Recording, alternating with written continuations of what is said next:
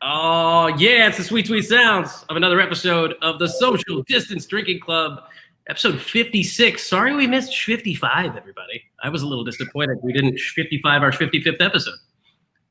Also, it's really hard to say 55. No kidding. We did 55. What's that? We just forgot to call it 55. Yeah, we should have called it 55. I may end up in the emergency room trying to use a wine key to take the wax off of my 5-year Who Hit John right now. But hey, guys, thanks for joining us on the show. We've got Adam and Adam. Brett is tied up this evening. Hopefully not physically tied up, but if so, that's unfortunate. Or maybe a good thing. So, comment F to pay respects. Yes, comment F to pay respects. But in the meantime, while you're commenting F, tell us what you're drinking. And thank you guys for joining us. Pop it in the comments. We've got a special guest today. He is known around, he's special. He is known around the beer community in Arizona and other places because he uses Facebook better than most others. Mr. Jonathan Jacob Mahnke will be joining us shortly, also known for short, JJM, known as JJM. So, guys, what are you drinking as we kick off episode 56? Adam Green? Oh, okay. So I had to go with No Comfort. I found this in the fridge. It is a Tuesday. I want to go a little bit lighter on the beer selection, but it's, delicious.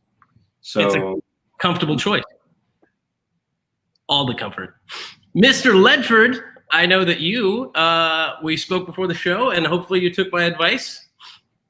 Yeah, so I am having a Big Marble on ice because my little tummy was upset earlier. I perhaps will go for a Kraken infusion later. We'll see. Feeling a lot better, but I was just I was offline for a little bit today. Let's just leave it at that. Totally fair. I woke up super early, took a nice afternoon nap, and I figured this was a good time to open up a good stout. And Mr. Mahnke, who's joining us, is going to open a stout with us as well. So I'm currently struggling to get the rest of the wax off of my 5-year Who Hit John, but here it is, and I'm excited to open it. Should be good. It's got a fist. You guys have had this beer, right? I have not had that version of Who Hit John. I still have an old 16-ounce can from a prior release, but have not had the wax cap. I have had that one, and when I first got into beer, I was really excited to get wax caps. I'm like, ooh, this must be a fancy beer. It's a wax cap. And now when I realize I have to open it, I just get mad. Yeah, I'm waiting for the comments on how much of a struggle this is for me right now. See, here's the thing. Like with Adam, I would say, I get it because you hate pickles. You never developed any kind of forearm strength from opening pickle jars. So you get a hall pass. But Yusuf, you manhandle it and you just get the opener in there and you open it. It's a tiny knife, and I just wanted to use no knife. I just wanted to use the wine key. Okay, it's a fancy wine key. Somebody gave it to me as a gift, and it's like an actual bar wine key, So I thought maybe I'd give it a shot. And this is the point where Crocodile Dundee would go, "That's not a knife." Because it's not a fucking knife. I'm saying I've never seen a wax cap that required an actual knife. You can try to get fancy with it, but usually you can just scrape off enough of the wax and get a bottle opener under there. That's all I'm saying. Yeah. This wax is thicker than my facial hair, which isn't saying much because I can't grow it very well, but it's thicker than my facial hair. So it's a hell of a wax cap. Hey, Ledford, you have no problem with wax caps. What about the cork ones? Like, I had one from the shop I opened up over the weekend. It was a cork, so I get the wine cork in there, I rip it out, and the cork breaks in half. So then I got to do it again for the other half, rip that out, and by the time some beer splatters everywhere, and it was messy. And then people with the wax caps and the corks don't realize that if you don't do that beer early in your evening, it becomes a real struggle to do. Yes. So they don't think of that either. It's fair. I did see PJ. Thanks for joining us on the show. Wax caps are the devil, is what PJ says. I agree. Ryan Paul, thank you for joining us. He's drinking and I'm masking you nicely, and it is very kind of you to do so. I see Ty's here drinking a bird's nest. Very nice. Very nice. Tonight. And did PJ put what he was drinking? Yeah, Oak and Orchard Barrel Aged Sour from Epic Brewing. He has returned, by the way, but only with 1/4 of the beers we wanted because they would not sell them to him in that quantity. To be fair, I mean, we started the order in case counts, so I'm not surprised that they kind of cut him off. Is our money no to WeldWorks? Is that a problem? Because, I mean... We have WeldWorks, but at this point we have 1 can each of everything as opposed to 1 4-pack each of everything. So it's a quarter of the order. It'll be fine. We'll survive. That's better for the wallet and the fridge. You know, let's think positively here. Yeah, it is definitely fun. It was look, the original order was like a mortgage payment. So this one is just like pizza for 8. It's not a big deal. Do we really need all that beer? Define need. I don't want to. Okay, that's fine. That's fine. You know what? We should bring JJM in because I want to know if he's ever been denied an order somewhere based on volume. It's a good point. Right before I do, guys, I've still got my social distance drinking shirt. Just came out of the wash, actually. Nice and clean. I got 2 of them. So look at the link at the bottom. It's not really a link, but a URL, socialdistancedrinkingclub.com. You can get a shirt and sport cool stuff.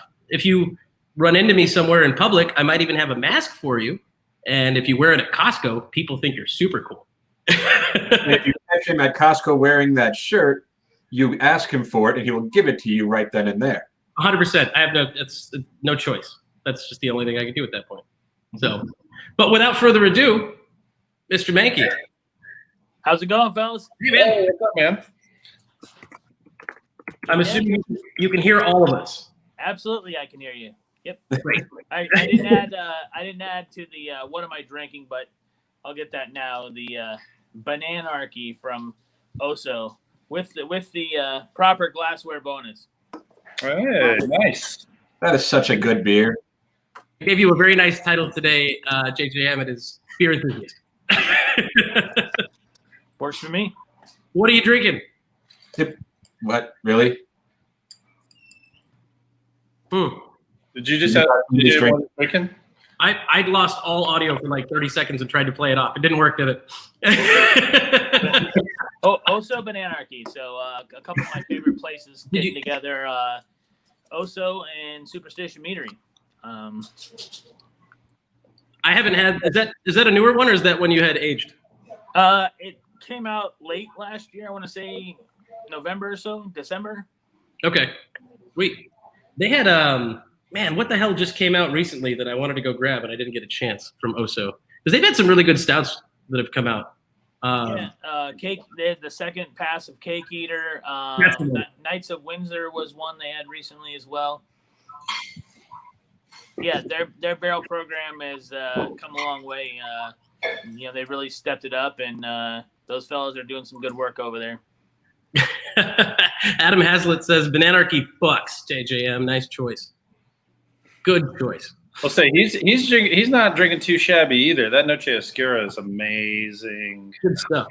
Good stuff. We've spent a lot of time on beer, and I'm not mad about it. But before the show started, like you guys said, it's Tuesday. I didn't necessarily want to get anything hefty, but I've kind of trimmed down the fridge. I was expecting to get a bunch of stuff recently. So I'm down to just like big heavy hitter triple IPAs and stouts that I can't drink by myself. I can, but it's Tuesday. So this was the smallest bottle I had in the fridge, basically, other than 16-ounce cans. And I didn't feel like hops. For the record, when you said you want to get into anything hefty, my first thought was he wants to get into something wimpy. And I'm sad for myself, and I apologize to all our viewers, but that's just where my head went. Do you think commercial, seriously, because it's been a while since I've done that. That was worth it. Just hey man, seriously, let's talk about quality product endorsements. I would love to be sponsored by hefty garbage bags or Ziploc or something. That'd be amazing not to have to go to the store for that bullshit. Fuck it. I'll let GE or Frigidaire sponsor us for fridge space, dude. I mean, that's what we're talking. You guys want to send us some really nice fridges? You're all welcome to. Samsung, GE, Frigidaire. Who else makes those? LG, LG. KitchenAid, Whirlpool. Yeah. They make have you seen the one, I think it's LG, but they make one that makes the round fancy cocktail ice now. Yeah, pretty slick. I mean, also instead of a $3,200 refrigerator, you could just get one of those ice molds for like $5.99 at Amazon. But the idea is still pretty cool. The one, Yeah, there's a Keurig machine in the door too, right? I mean, that's crazy. There is one. The fridge game is getting insane because they've installed them with like cameras, so you don't have to open your fridge to see what's in your fridge, which already seems like too much. Like, whose fridge is organized that you know what you have in the fridge simply by looking at the first layer of every shelf? You can tap. There's the one where you can tap the window twice, and the light inside comes on. And the second camera pulls up and shoots It has a little small drone that'll fly behind the barbecue sauce and let you know that you do, in fact, have a half jar of capers back there. Adam, instead of commenting it, you could have said it out loud, but Adam Green said it only took 10 minutes for us to start talking about refrigerators. Great show, everyone. If you guys are talking and I try to talk, it doesn't sound good. So I'm just going to put in the comments out of respect for you guys' conversation about refrigerators. Man, what journalism school did you go to? Because that's an excellent use of mixed media, sir. Yeah. Well, I went to Speaking of the University Arizona. of Arizona, today's the 1-year anniversary of their epic loss to the University of Hawaii last season. Was it really epic? It was. It was a last-minute play, right? That one. Play. Got down to a matter of inches. Maybe could have gone to overtime. Oh, man. All right, hold on. Before we get into sports, we'll save it for the end of the show. JJM, we wanted to have you on the show to talk about your journey into the beer world. You have become a bit of a household name amongst those of us in the Arizona area who follow, the beer industry here. But when did you get? I like to say most of us got dragged into it. We didn't stumble onto it, and we didn't seek it out. Somebody dragged us in. So when did you get dragged into it? My dad's father, Grandpa Mahnke, dragged me into the beer world at the age of 3. We would go work in his shop the entire day, and we would come home after a day's work. He made cabinets, and we would come home, and I would get my Ryan Sandlin sized chug of Coors Yellow Belly and a cup of Cheetos, and it was just a thing. Like, it wasn't any different. It was, we went and worked hard, and here's your 1.5 ounces of Coors Yellow Belly. For craft beer, I guess that was more towards the mid to late 90s. We had a college friend Francie Goulart, who would only drink Sierra Nevada Pale Ale. And you may think that's kind of weird, but in the early to mid 90s, the only place that consistently had Sierra Nevada Pale Ale in the Valley was Tops. So sometimes you would have to, sometimes Jerry's Liquor on Rural would have it, but not always. Those are names that used to be household names in the East Valley that don't come up as often anymore in these circles, because I remember when Taste of Tops opened up, like between Tops and Taste of Tops, we were going there to find good stuff, whether it was beer or specialty liquor. And then Jerry's Drive-In was, well, it's practically on campus. So that was where all your buying happened. You could always find a hobo at the Taco Bell who needed something to eat and would buy you underage kids liquor. It's amazing to me, the selection of beer that's available today. You can go out to Mickey's website and order Fundamental Observation, as many bottles as you want, and to think back, it is a couple decades ago, but one spot in the Valley had Sierra Nevada Pale Ale consistently. That's Pete's Wicked was one of the big names in the game at the time as well. So that Pete's Wicked, mid 90s. I kind of got turned off to craft beer for a while. Sam Adams came out with a beer called Triple Buck. Tasted a lot like Kikkoman soy sauce. apparently there was the good bottles and the bad bottles, and that beer was a forerunner to Utopias, but not exaggerating, it turned me off to craft beer for a decade. So basically I would say 96 to like 2007 or 8, Pabst Blue Ribbon was kind of my go-to. But, got back into it around then and, just kept exploring and finding different things. And, there was always something new. Like, I'll talk about, 2014 when the first time I ran across a Casey beer, it was like, wow, this is absolutely different than anything else I've ever had. So there are a lot of people who don't know what a Casey beer is. So Okay. Let's touch on that real quick. So Casey Brewing and Blending, they're in Glenwood Springs, Colorado, which is about 3 hours west of Denver. So 3 hours shy if you're going towards Denver. Little town that reminds me of Flagstaff a lot. It just happens to have hot springs, but they're a one-off brewery that the guy who started it, his dad was a huge in the yeast fermentation world. Like if you ask Weedy about Greg Casey, like that's one of the guys he looks up to, and has frequent conversations about yeast propagation and that kind of thing. So his son, wanted to be like that and went to brewing school at UC Davis, I think, and then worked at Coors for a couple of years under the AC Golden label, and then decided to go off and do his own thing with sour beer. And that's their bread and butter is sour beers, and they're incredible. For those of you who are not quite sour beer fans yet, I say yet because everyone becomes one. Adam Green is a testament to this. Well, the thing I found interesting about that too is how I'm sure, Mahnke, you weren't necessarily a sour beer fan before you got into those. No, not at all. So different style to get you back in.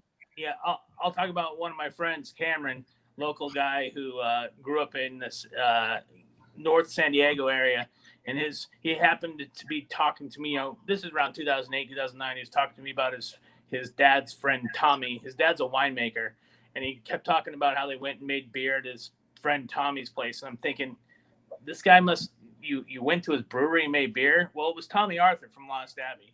So, he was a huge fan of the beer Devotion and some of their lighter styles. But, he always described to me their sour stuff as having a gym sock flavor. And now today, after, multiple iterations of exposing him over and over again to these flavors, he drinks Casey with me regularly. And, it's just one of those things. I don't think Cuvée Tommy. Yeah. It's strange to have someone refer to that as my dad's buddy. You know what I mean? When you, Sure. Especially in 2009. Why is Adam Green looking perplexed? How did he just happen to have that behind him during the show? Have you not figured out that behind Adam Ledford is where all of the best things are? Guitars. I mean, it's just he's got everything back there. Guitars. I think he's got a beer fridge we don't know about. There is a secret beer fridge back there. I'm still waiting. When you doing the Wall of Guitars collab? We need that. That's it. That's an excellent name of a beer that no one's ever taken, I'm assuming. It's got to be. Was somebody better go put it on Untappd now and just hold it and say TBD? Just TBD that beer name. I want to circle back because you touched on one of my favorite topics of conversation that we've had in the past, but a lot of people here are new, and it's always fun to have this conversation with our audience. But our first beer and then our first craft beer. You talked about having PBR back in the day when I'm sure bars were having PBR specials for 50 cents because I remember walking by those bars when I was too young to drink and seeing seeing in the movie Blue Velvet, there's a reference to Heineken and Pabst Blue Ribbon, and going to look for Pabst Blue Ribbon in the store, and literally they didn't sell it in anything but a 32-ounce format at the time. That was probably around the mid-'90s as well. It was the 8-ounce shy 40-ounce for the inner city white youth. Well, good. 30 ounces of PBR.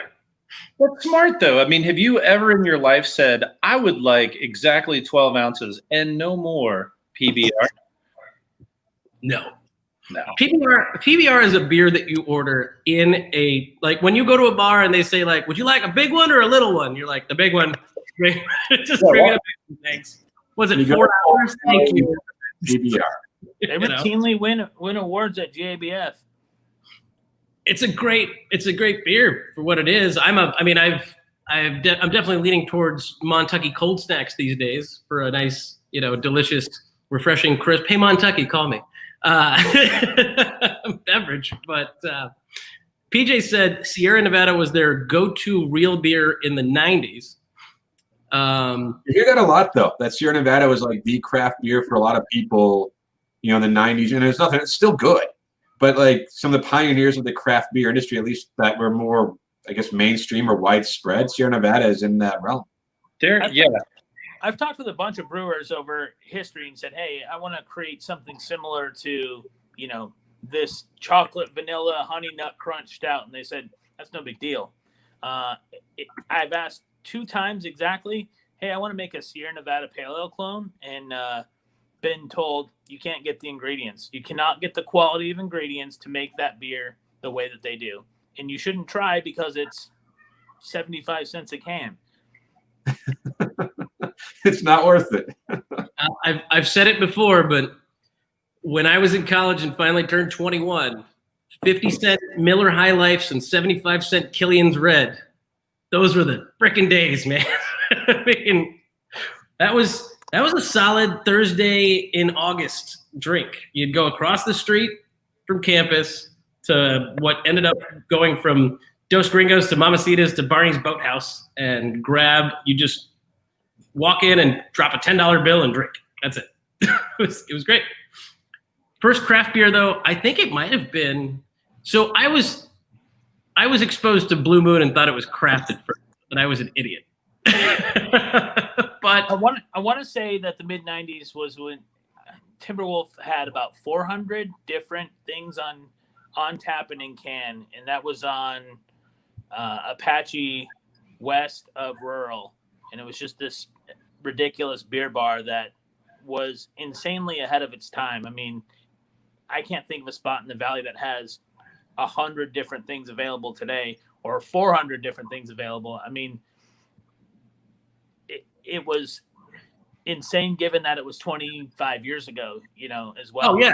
That's like Naja's place in Redondo Beach. Oh yeah. We all went there about a year ago, right? Was it a year ago or almost 2 years ago? No, it was about a year ago. 2 years ago was when Ledford and I went out to LA to pick up Fundamental Observation because you could not get that anywhere but the brewery. Yeah, and then we went and picked up Fundamental Theorem together. That's what it was. Yeah, we went to pick up Theorem. Yeah. Naja's place is this little spot on the pier in Redondo Beach that has this massive, like it's not even digital. It's just a massive whiteboard that they write in 1 through 112. I think when we were there, the beers that they have, what's available for pours, and what they have in bottles, and then we got another fridge that's not even on the list, and it's just a shitty dive bar with. It's super shitty.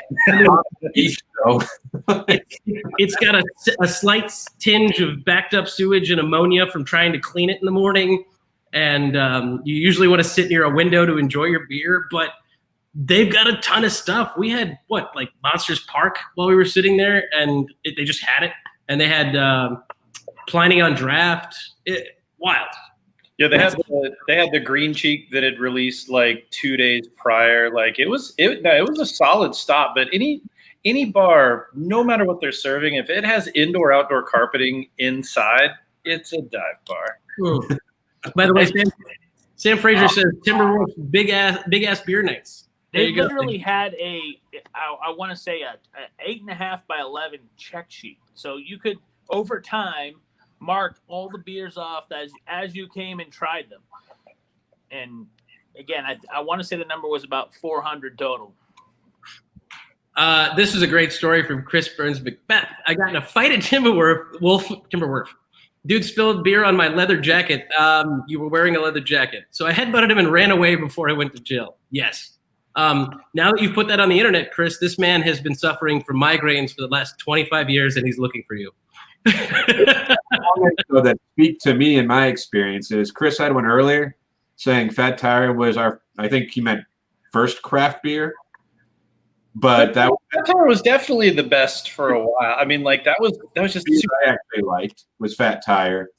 And then Eric Olson said about, I think, the place on the beach that you're talking about reminds me of the Freaking Frog in Vegas, which is now closed. When I started getting into craft beer, I forget where I'd heard about the Freaking Frog, but I made sure I took some friends who lived in Vegas to the Freaking Frog.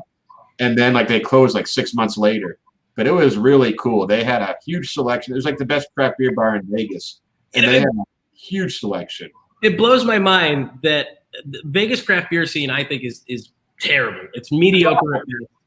And even 50% of their cocktail scene sucks because it makes itself look pretty, but it's done poorly. Food scene, incredible. Love eating in Vegas. Great restaurants, great chefs have concepts there. But the fact that Anheuser-Busch had to go open a beer garden before people started drinking craft beer, and all they were doing was just selling a craft list of the stuff they acquired, blew my mind. That's what had to happen. They converted part of the Paris nightclub, the Paris Hotel nightclub, into an Anheuser-Busch beer garden. They had BCBS on draft. They always have it on draft. It's always there. Well, if you think about it, people in Vegas are going to, just generally speaking, they're going to need a little bit more name brand recognition. These are the folks who want to get rich and they want to have their Louis Vuitton and they want to have their Fendi and they want to have their this is the handful of very obvious top status brands that means that I'm a big swinging dick in this town. And craft is kind of the opposite of that. 7,500 breweries and counting. The diversity is the strength of craft right now. So knowing that you have the little esoteric thing in your glass that no one else is going to fucking recognize, that doesn't do it for that customer, I feel like. That's fair. People also live in Vegas, though. It's not, people in Vegas deserve good beer. I'm just saying, the people who are driving some of the big ticket sales might not be going after what we want to go after in a local market. Yeah, I want to say that the people in Vegas are probably going to be looking for something like Cristal, right? They're looking for something big. They're looking for bourbon. They're looking for cognac. Wait, you're saying that if I go to a nightclub in Vegas, I can't ask for Casey, Bourbon County, Lost Abbey bottle service? I can't just get those just delivered straight to my table at the club while I pump my fists to Tiago? Because it sounds like a great time. I don't ever want craft beer table service, bottle service. That will be that's the death of craft beer for me. If I have to pay $2,000 for whatever beer it is to just have it being sitting pretty on a table. Oh, I'm looking it up to find out if it exists. Yeah, I'm sure it has to exist, right? I want to say probably it does, but with more recognizable names, right? Maybe Goose Island. You're not going to go see New Belgium La Tour on the bottle list at the hottest Vegas spot, right? The margins are different. So I am not ashamed to say I have partaken in bottle service situations in Las Vegas and in my younger days here in town. Do not privilege check me, sir. It was industry. It was industry stuff. I know what the menu looked like. I didn't pay the check. There's no privilege there. Oh, there absolutely is still privilege there. Even more privilege there. Yeah, look at my high-paying job. It's actually premium mediocrity. That's what it was.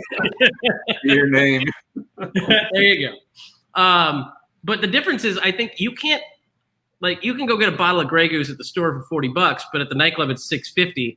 Nobody's fucking charging me $600 for a bottle of fundamental observation. I'm not gonna do it. It's not gonna happen. There's not an experience there. It's not enough liquid for me to go, oh, this is gonna make for a great time for me and my 10 friends. Is there a beer where you would do that? I'm sure there are some beers that go for around that price. You might say, with a few friends, you will do that because it's your chance to drink that beer. I'm sure it exists for some people.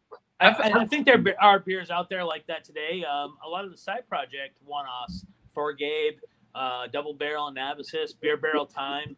I think when you get into some of those heavy stouts from some of those big names, even if you take a beer from like Hill Farmstead, like Ann, or you get a one-off, fundamental theorem, or the first batch of fundamental forces. I mean, a lot of those beers, I think you're not going to sit home on a Tuesday night and drink fundamental forces by yourself. Hey, speak for yourself, Mahnke. I'd consider doing it for like some of the the rare and vintage like loons, like the Cantillon, like Don Quixote and stuff like that. Like that beer has a secondary of about $3,000 the last time I checked. Probably more now. 10 now, God. Yeah. You missed your chance, Adam. You must have. It's like Bitcoin. You should have bought it earlier. Yeah, always. No, it's like that Mike Trout 101 baseball card that 2 years ago was 400,000. Now it's 4 million. Yeah, and Mahnke sold it at 400, so it's a real bummer. Eric says he'll go to a nightclub if you give him a bottle. Okay, fair enough. Eric, you got it, buddy. I'll comp you your first Dogfish Head. We're opening a nightclub in Vegas, and everyone here is involved. These super expensive beers, we would say, oh, maybe we would do like the bottle service for that. There's gonna be no club or bar that has a huge stock of that one drink where they could do that, right? These are one-off rare beers. Someone will be lucky if they have two of them. So it's not like they're gonna have that on their menu. Like we need to go to the ones like the secret menu where like the guy like, hey, what do you really have on? I went to a place in Charlotte, North Carolina, and damn, I wish I could remember the name right now, but they took me to their cellar, and the manager came over. He's like, hey, I noticed you weren't ordering the same stuff everybody else was, and I had gone through and ordered a couple of different beers. They had a downstairs area. Like they had a huge upstairs, and you go downstairs, they had like another bar down there. No, there was not another bar. Two rows in a humidified and cooled container, like underneath, it was a walk-in, but it was humidified too. And he just walked me through there and started showing me stuff. And there was Cantillon in there, and there was what's the other one out of Asheville that was making some killer stuff. Yeah, probably Wicked Weed at the time. It was Wicked Weed, but they had some hard to find Wicked Weed stuff. Don't privilege check me on that. Don't do that. I didn't drink them. He was just showing them to me. That's like me walking into a fucking Zales and the guy going, hey, there's a 6-carat diamond. And I'd be like, cool, I looked at it. You can't privilege check me.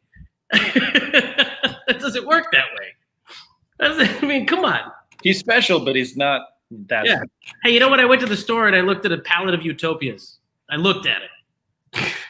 It doesn't work like that. Hey guys, thanks again for joining us. We're halfway through the show, and it might have been Westbrook. Was it Westbrook? I know a lot of their one-off Mexican cakes were unusual, one-barrel deals. That's a good point. Yes. There was some Westbrook for sure. There was indeed. About that secondary beer market though, what you guys were saying, like some are like 10 grand for a bottle of beer. Like I think the most I've ever spent for a single bottle, I guess if you include travel to go get it, like Fundamental Theorem, was probably a couple $100 overall. But like, do you guys have a number that you would say, okay, this is too much? Or are there certain beers where if you had the opportunity to get it, you'd be like, you know what? Doesn't matter what it costs. Like I'm buying that beer. You're going Wayne's World. She will be mine. Oh yes, she will be mine. Like, is that like? One of the beers I drank last summer was a Deal with the Devil Batch 3, and I want to say that there was 160-something bottles of that, and I want to say that the secondary market on that beer is around $2,000 right now, and I would not pay $2,000 for it. I traded, I want to say, 6 bottles of Superstition Peanut Butter Jelly Crime and a Vanilla Rye to get it, which, I mean, I kind of thought that, I've got a couple $100 into this bottle, and that was kind of even extreme for me then, but that beer, it tasted like nothing else, but to me, I don't know. I would never pay. I can't afford to buy all the beer I want at the cost, much less pay secondary price. But don't say that as if we're not about to get a preview of some of your beer collection, because that's where I'm leading this up to in a moment. We're gonna make you take us to see some of the things you have and lead into one of our future episodes where we want to see everybody else. Bourbon beer cocktail collections, all of yours. But we're going to get there. Don't say that you can't afford it when I've seen – how many fridges you got in your house, Mahnke? In my house? 2. Yeah. And then where do you keep your other stuff? I have some beer in an off-site storage, and a couple Offsite storage. bottles, Yes, offsite storage. Please continue. Tell us more. couple 100 bottles per locker. How many lockers do you have? 7. Okay, so seven. All right. There was 14, 15, 1,600 bottles. You know what, guys? You guys were too busy buying stocks during this terrible recession of alcoholism, but Mahnke was out there peddling out of his fucking locker. I want to give credit to someone who told me something long ago that I should have paid heed to, and it was Dakeem Beckman. And I remember one of the first times I met him, I said, someday I want to have 1,000 beers. And he said, you don't. And he was right. You don't. You don't. I've decided to add with very few exceptions, you should drink your beer fresh. In most cases, the beer as it's released isn't what the brewer wants you to drink. There are very few exceptions. We talked about, I think, one of them in the past, Bottlelogic Mixel-Pitlick. That's one of the few stouts, I would say, that aged into something better. For the most part, unless you have something that's a Brett sour type beer, it's not going to get better with age. Meads might. Well, and I want to talk about meads in a second, but we just had one of the moments that I think are becoming more and more common these days with our show. So my new segment is called Troll Time. Let's check in with our latest troll. It's so much fun. Here we go.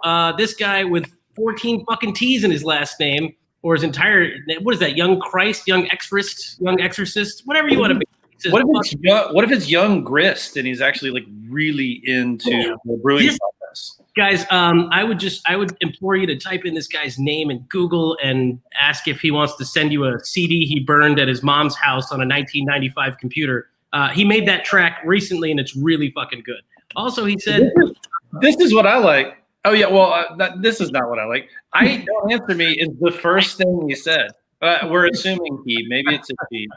I'm just like, what? I was looking through the comments. I was like, what did we miss? Oh, I feel bad. This guy really had an important question. He hates me, but really likes Yusuf, apparently. Yeah, well, I mean, he followed it up with fuck off Adam G, but then he said, suck me, top left guy.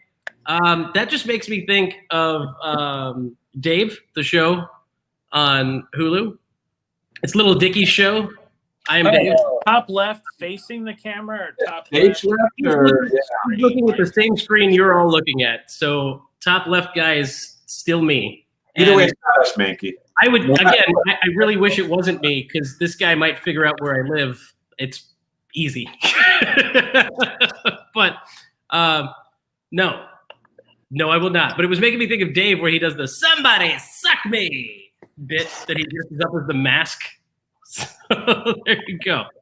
Troll time. Thanks for Maybe it's Little Dicky. It could be. If it's listen, if you're Little Dicky, all right, definitely your album, please come in. For me, at least, it's time for beer number 2. This is Casey Dry Hop Saison. There's a little label that tells you where it is, and this has Strata. It's probably hard to read on the screen. Strata as the dry hop. So that's my second beer of the night. I'm on to that. It's looking damn good. How far away from me do you live? Because I want you to save half of that. If you want some Casey, we can drink some Casey. Anytime, buddy. I think you're in the same neighborhood as me anyways. We're both in Chandler, aren't we? I'm in Gilbert. Oh. Close enough. You're not in North Phoenix like this guy. So. Seville-ish. That's my neighborhood. Seville-ish. Seville-ish? Seville-ish. I don't even know where that is. That's fine. You know where Seville is, right?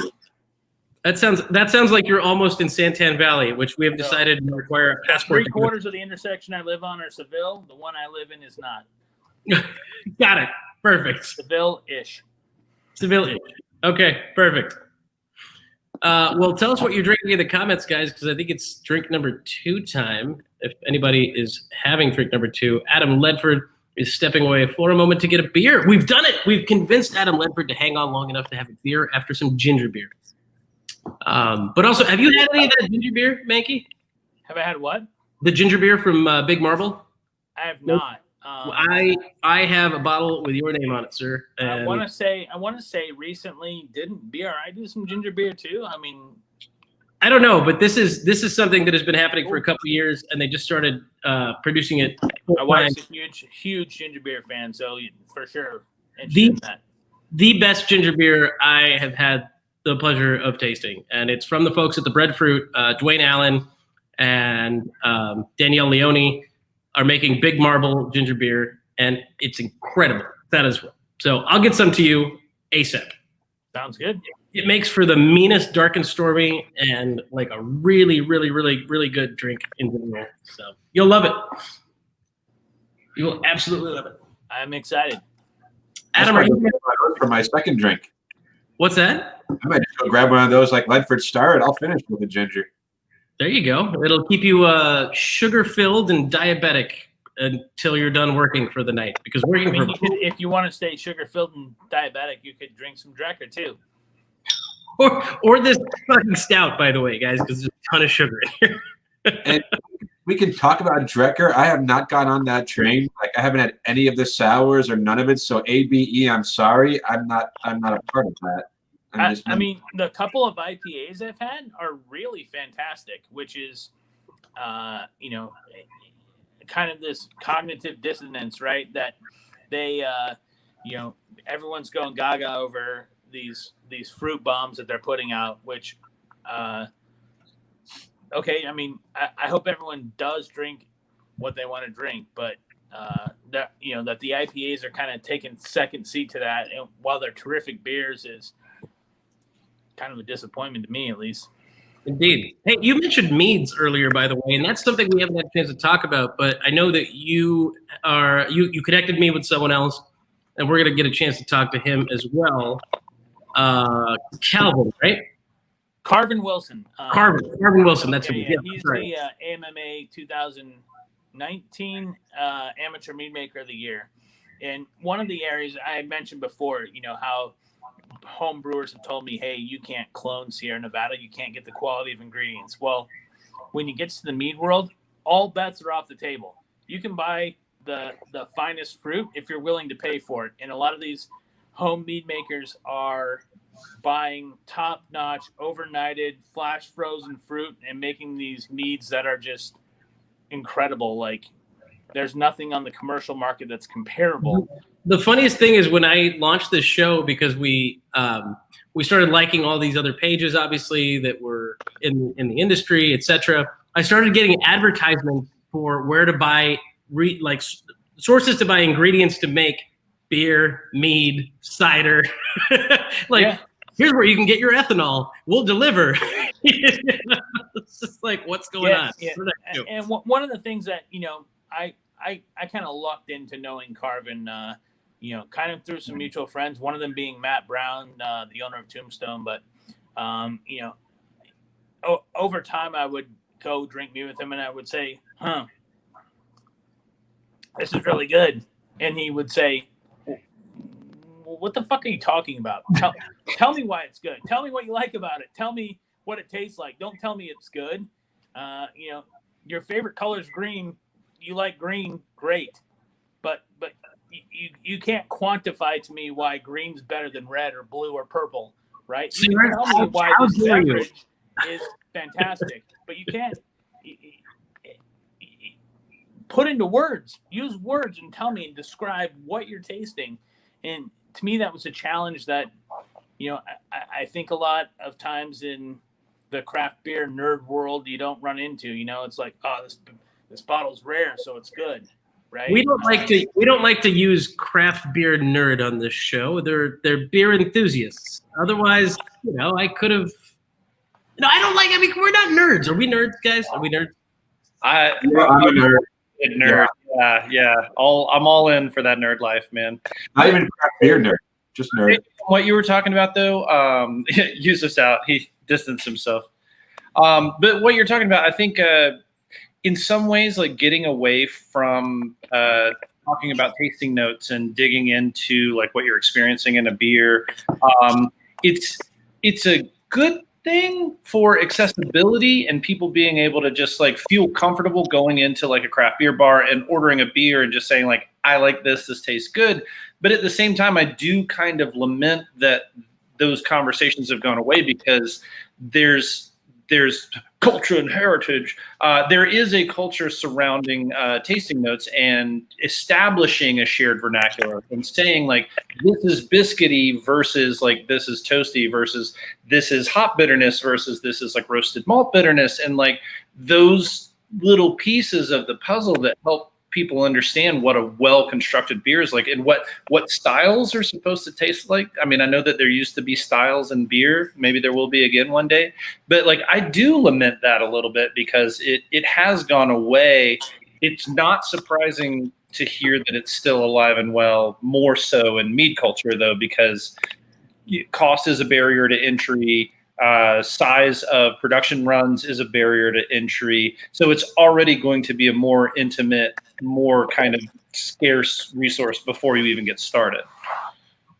Yeah, I mean, I also attribute a lot of those things to beer. I mean, I'll take a local guy like Christian Chandler or Dennis Mitchell. Both of those guys are certified beer judges and people who have gone through rigorous exams to go through and just hanging around those guys and having a beer and talking to them and say, hey, what do you think of this? Tell me what you experience, right? That's things that are going to add to your knowledge as someone who consumes beer.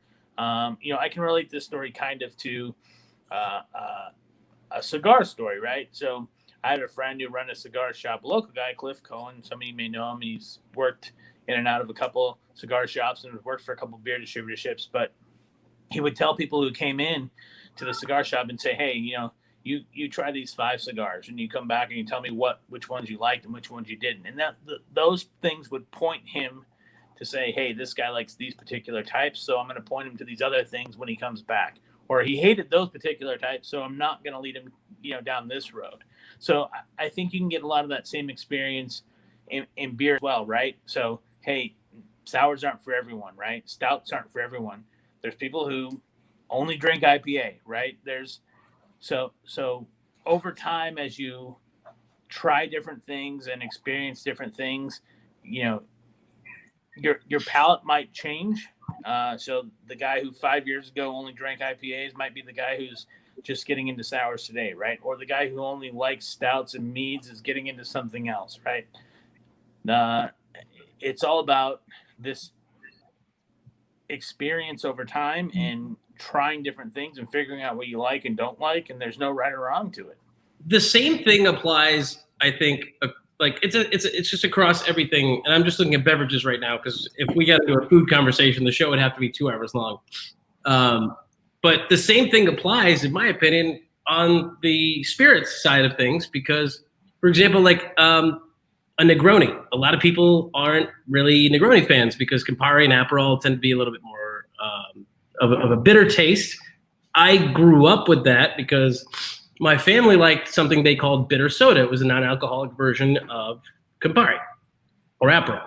And I love Negronis. I saw you hold your heart there, Adam Ledford. Just love a Negroni. It is my favorite classic cocktail of all time.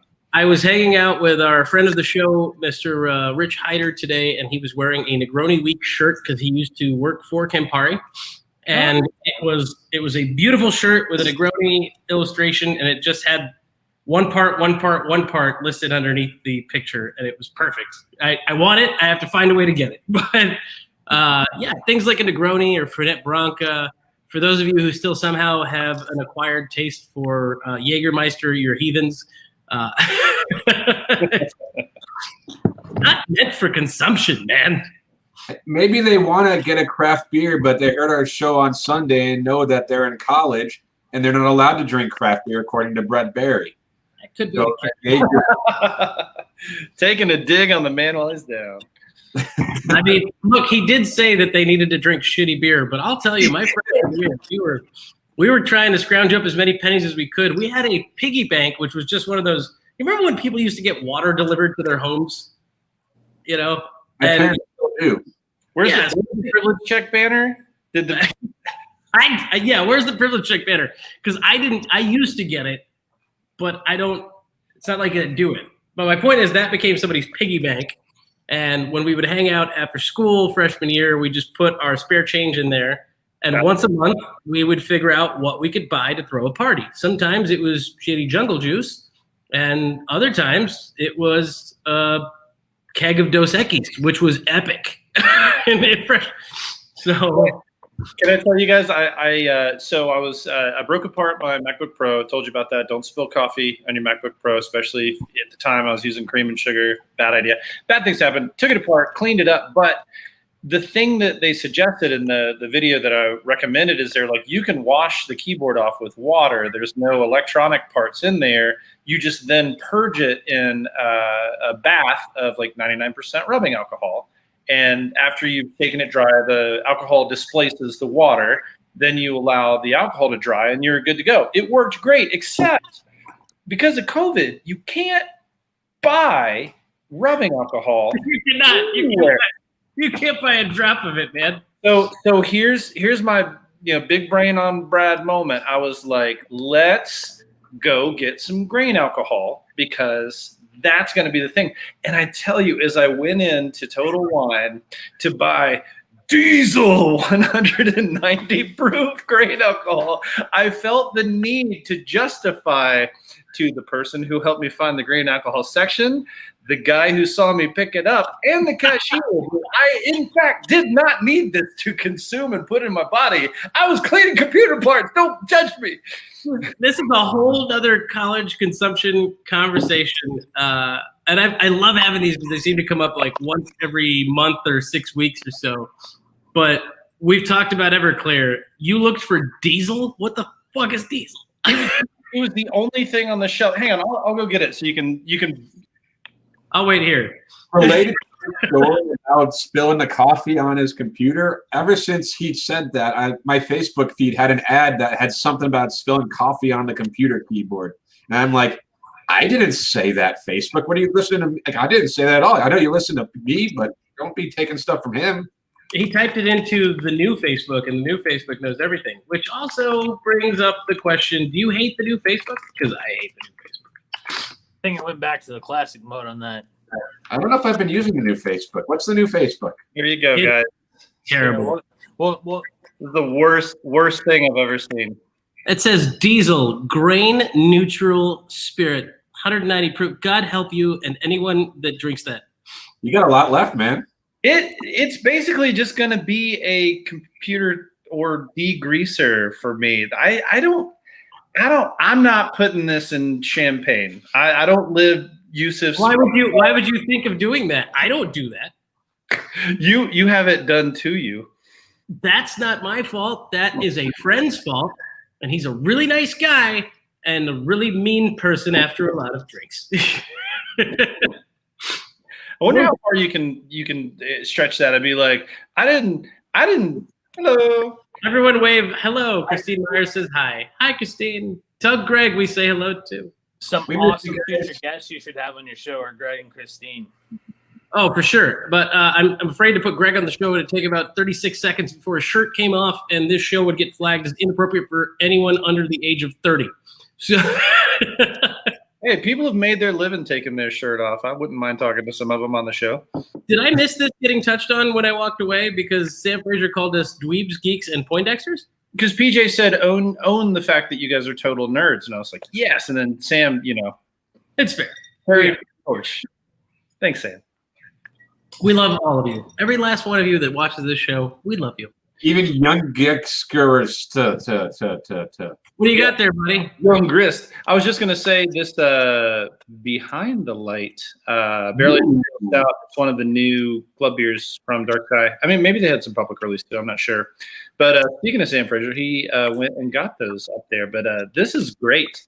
I always forget to look here when I open the Dark Sky beers. And so now it's going to be a fun night.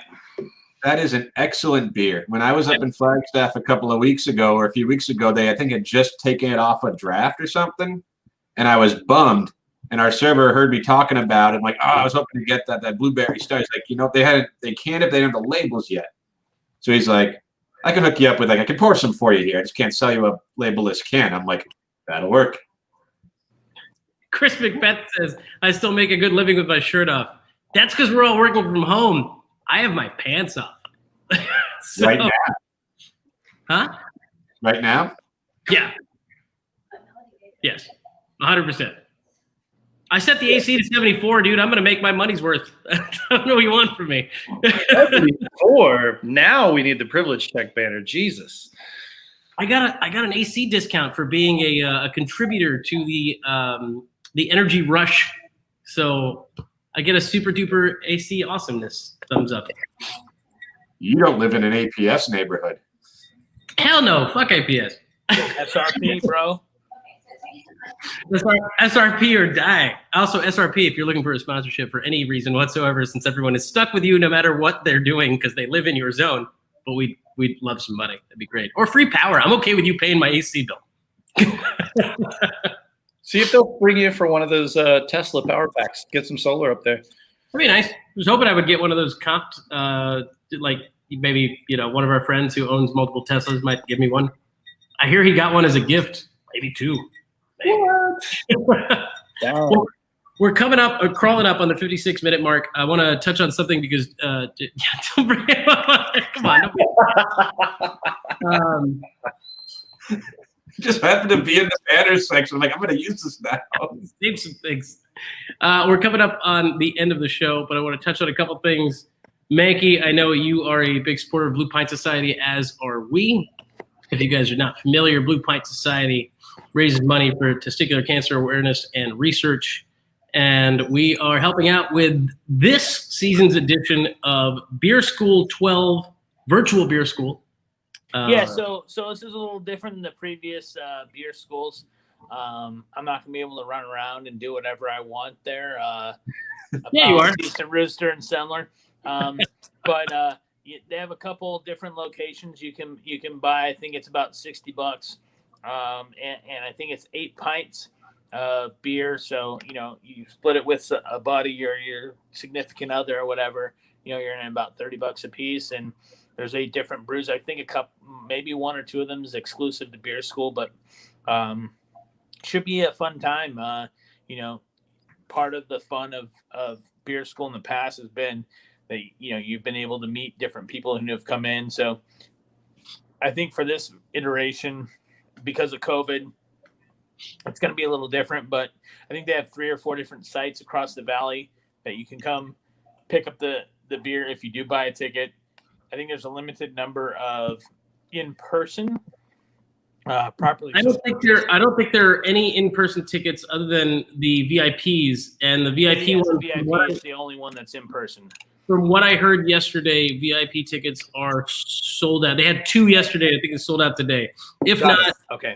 Actually, no. This does say you can still get one. So get one. Be cool, I guess. But yeah, it is. It's like limited to 8 people. It's not that there were. Yeah. They're not going to have 10 people in a 10 square foot area. I mean, they're doing things right and keeping it properly social distance. And so you got to pick up your location, or you pick your location for pickup here. You've got Ground Control, our friend Ian Harwell.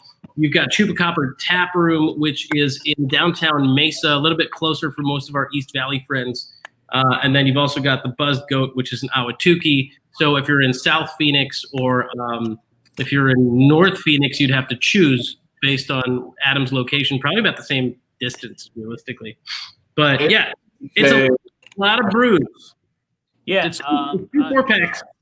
I've known Sendler for probably about 10 years now, and great guy who's dedicated a lot of time and effort to BPS and raising money for Testicular Cancer Awareness Foundation, which is a 501c3 charity, and the event is fun, and hopefully we can get back at some point in the future to the in-person events, but for now this is the alternative to nothing, and I think it's going to be a fun time, and grab a ticket, and amazing beers with amazing breweries always. Look up Beer School 12 Digital Edition, everybody. We're going to be a part of it as well. We'll be helping host that event online. And also, I can't get mad at this banner ever because it's the old AOL online connection banner. But damn it, the little AOL yellow man is running around with a pint of beer the same size as he is. They are doing a collab, are they not? They are. As a matter of fact, I think there is a post here that I could pull up real quick, but they did a collab with TCBC, Chupacabra Tap Room. Who else was there, Mankey? Do you remember? I don't remember who the additional breweries are, but I know that they were out in Litchfield Park this weekend doing the collab out with Justin and Randy from TCBC. I have it right here. So as we wrap up the show, I'll share that because they're doing a collab, and you guys know we just did ours. This should be the right one. Let's see. There it is. It's called You've Got Hops as opposed to You've Got Mail. Look out for it. Chupacabra Tap Room, Blue Pint Society, TCBC, and the Buzz Goat, which is one of the pickup locations, as well as Chupacabra is the one in Mesa. So You've Got Hops. It's actually, if you zoom in closely, it is hops on an envelope. So good stuff. 7% West Coast IPA. Should be delicious. Link is in the chat. You can find it in there. And once again, for anybody looking for it, it's bluepintsociety.com/events. Gentlemen, yeah, for sure. Thanks for having me. And yeah, for sure. If you guys don't get the chance to do that through beer school, I mean, definitely check out TCBC. Those fellas out there in Litchfield are doing some great stuff, and they're just awesome dudes. Love it. Mankey, thanks for joining us. Hang out for a second. We'll talk with you as soon as the show ends for the post show. And for all of you out there, thank you for joining us today. We appreciate it. And now that I'm no longer in the top left, I just want to say to the guy who left that comment, I think maybe you're talking to the wrong guy. I mean stage left, I think, right? Stage left, indeed. Guys, this concludes another episode of Social Distance Drinking Club. We'll see you on Thursday at 7:30. Cheers. What's a West Coast IPA?